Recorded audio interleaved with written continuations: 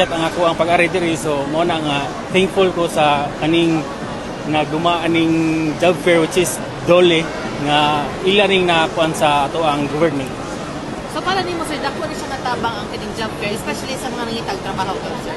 Yes, 100% dako gyud tabang kay as far as makita mo gyud nato gyud nga daghan gyud kayo ang niari diri, so meaning to say so daghan gyud ang nangitag trabaho sa pagkakaroon nga wala gyud nakakuan og trabaho pa gyud ba. At least dili na mo paano ato sa ubang mga company kinalay daghan.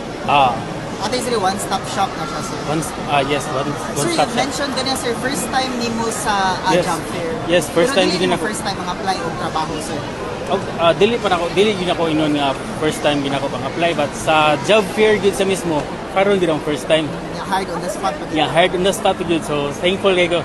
Unsa man imong preparation sir? Feeling nimo nga nakatampo nga nagdawat na yun dahil ka. Yes, ako lang yung kuan sa akong mindset yun nga.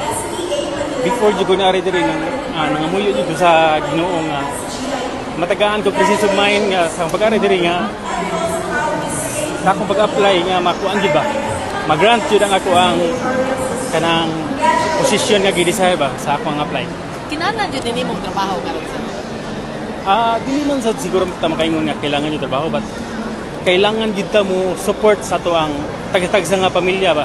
Kay sa pagkakaroon mo gud atong nakita ang sa to ang nasod nga nagkalisod jud ba niya.